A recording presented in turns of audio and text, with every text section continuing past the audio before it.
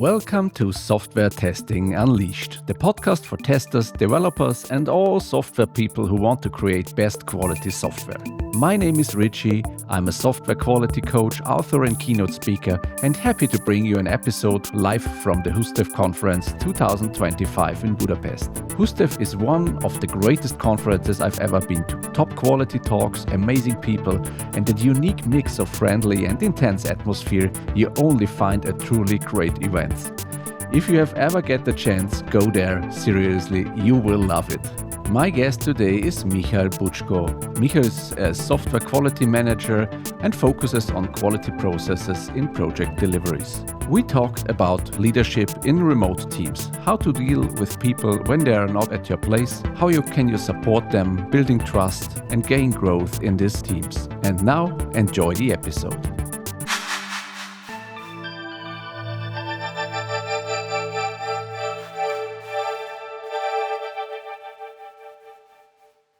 Hi, Michael. Great to have you here in the show. Yeah, thank you for the invite. I love being at HUSTEF, and finally I'm at your show. It's a great conference. I like it so much here. It's so nice community, like coming home. But it's my first time. Okay. But I feel at home still. Actually, it's my second time. Yeah. I was here like 7 years ago. Yeah. So now it's like 5 times bigger. Yeah. But the atmosphere is still the same. So it's one of my favorite conferences, I would say, in Europe. I can imagine, yeah.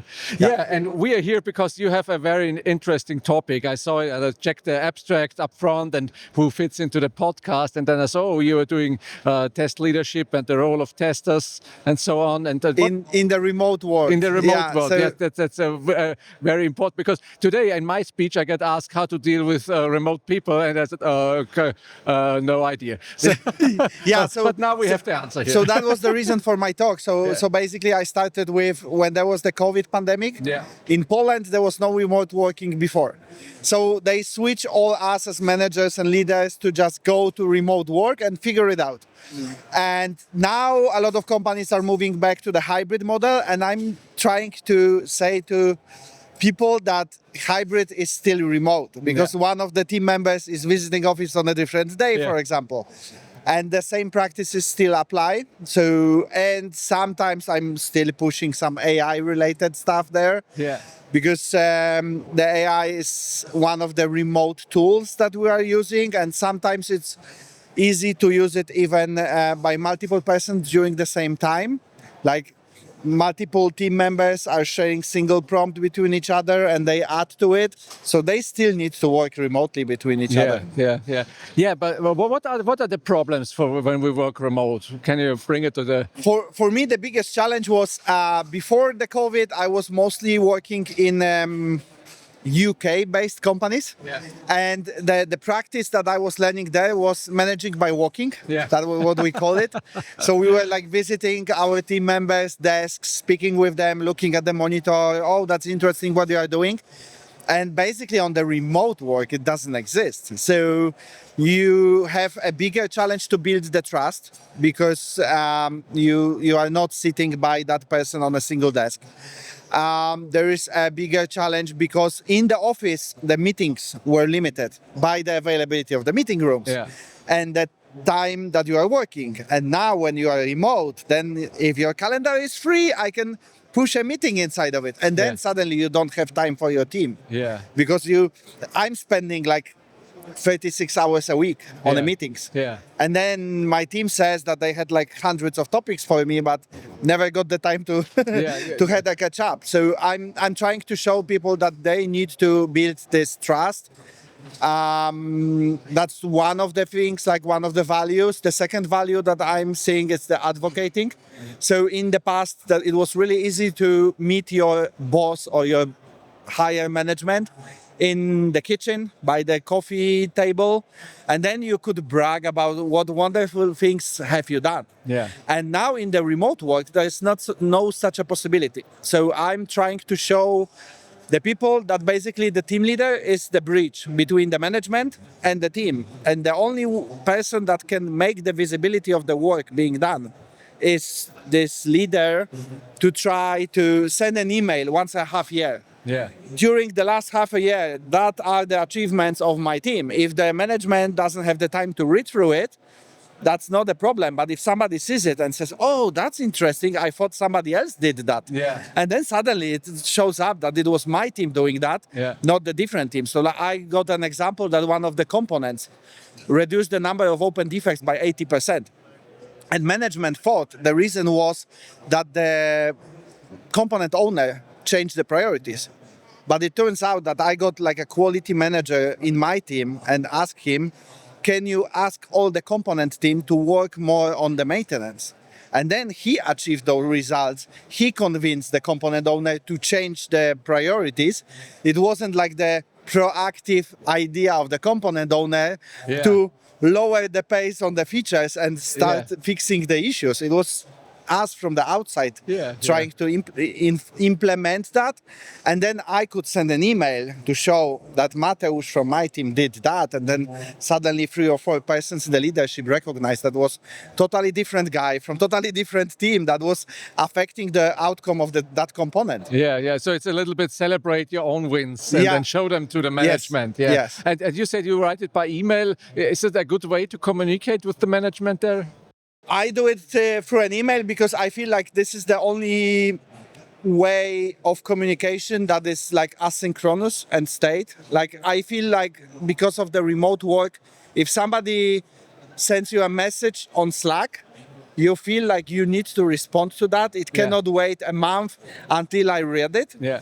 And in the email, I feel it's not so impacting. So even if I get a thank you half a year later for that email, I can still go back to my team and said, for 100%, this person read that email and said thank you. And if I write it on Slack, I have no idea. Because and you have to find a manager who is on Slack. That's also the problem. Yeah. Okay, that's a very good to celebrate their own wins. What else do you have in your toolbox for the remote teams? For what else? So I think for me the most important part is trust. So I work with my team and try to get their trust at every stage. So I got like a meeting spaces in my calendars that we have meeting being organized, like booked in my calendar, and it's a meeting when I arrive and I ask, how can I help you? So basically the team member is covering all the topics that we need to discuss, or he can or she can cancel the meeting, or they can say, let's speak about something totally not related to work. I want to do some experiment outside of work, maybe you can help me or advise me. Maybe somebody wants to change the career path. So I try to do it in a way to not to lose the team members. So if somebody from my team says to me that they think about changing the career path, I can help them to find a mentor for them inside our company. And then meanwhile, I can reach out to leadership and say, this person thinks about changing the role. If there is an opportunity on our company side, let's try to make that possible. If no, there is a risk that we'll be losing him or her. And that's, if you don't have the trust, they will never tell you. That's my plan, that I'm switching to a Scrum Master next year. And I don't care if there will still be Scrum Masters in our company. I'm switching. I think trust is a very important part when thinking of remote teams too, because when COVID starts, a lot of managers, they did not have trust that there are people will work when they are sitting at home. And so now we see, okay, they often work more than in the office.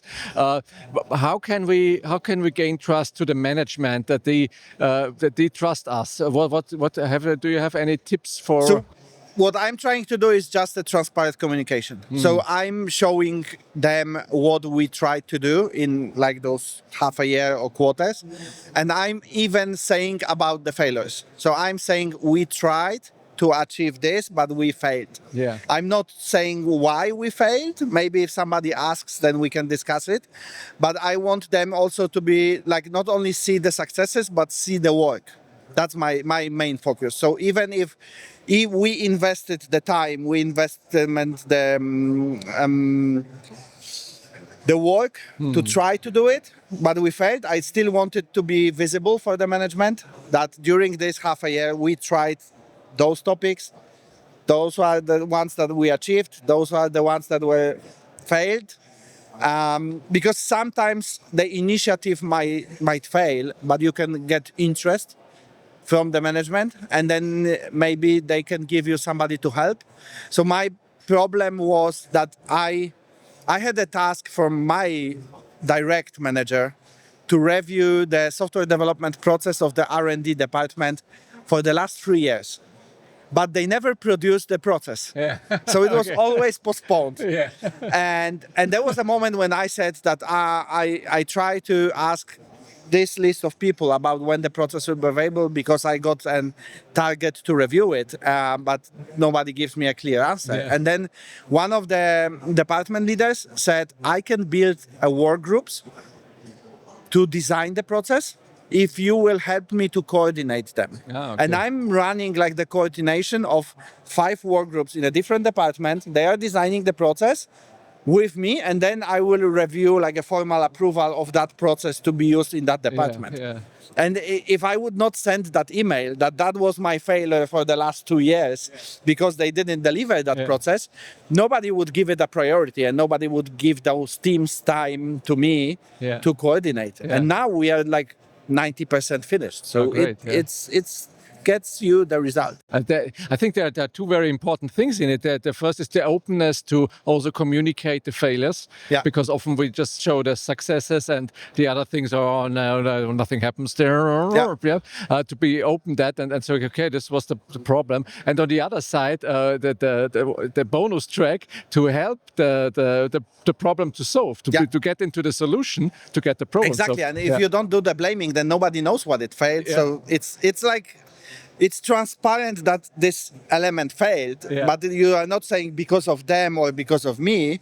It's like, I tried to do it and I failed. If you know anybody that can help me achieve it, I can retry in the next half a year. Maybe then I will achieve it. And then if it's a priority issue, somebody will respond and we said, I can give you somebody to help. Yeah, great. You mentioned that the remote work and the working together is changing because of the AI stuff now too. What is the impact there? What do you mean? It's very complicated, I would say. So basically, in my company, we are very limited in usage of the AI. I think the only thing that we are approved to use is the Gemini, because we are on a Google Office stack. So we can use Gemini, but mostly connected with the documents. But basically, with my team, we observe what is happening on the market, that the AI is growing. So, for example, me and 2 members of my team, we are running like a side experiments on our private machines. We are using different models and try to research what is possible, what is not possible. So I'm running an experiment, for example, on developing a mobile application only with AI, testing it with AI, the project management being done by AI. I think the infrastructure is like 20 different agent personas, and everybody has their own scope of responsibility. I try to somehow connect it during my talk, but the main talk about it is next month in Milan at Testing United. So I want to show like everybody what did I achieve and what was the infrastructure. And it's very interesting. Like the pace of the growth of the AI is very interesting, because I think the call for papers for that conference was half a year ago. And I got accepted. And I written already 7 different versions of my presentation. And I'm afraid, because the conference is somewhere around the mid of November. And there is a new model being released at the end of October. Okay, so maybe all. And if I have the time to switch, and what the leaks are saying, how bigger is the new Google model, then probably I will start my presentation from scratch and have totally different achievements. But it's. To be honest, it's mind-blowing. To say it in a single sentence, I would say mind-blowing. Like today during the conference, I was sitting in a speaker's room and I remembered some blocker that I had in my project.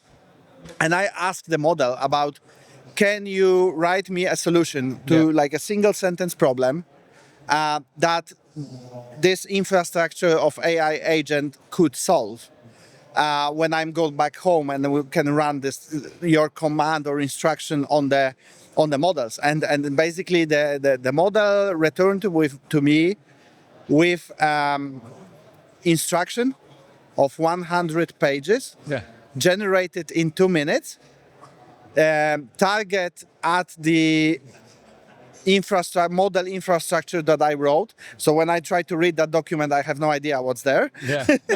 And an interesting thing is the estimate of delivery of this 100 pages is 4 hours. Okay. So it's growing really fast. You mentioned before that the whole trust thing with the management. What do you think when we use AI more in our product? That the management says, okay, why do we have now testers and developers there? We can reduce them halfway. Well, what do you think, or what can we do to promote ourselves in this direction that we get not rid of our job? So I would think about it in a way that that's why I'm convincing my team to experiment with AI. So my idea is that AI models should be something that a tester or any person, doesn't matter the role, can have like you have, I don't know, like a knife to your belt or like an axe in your backpack.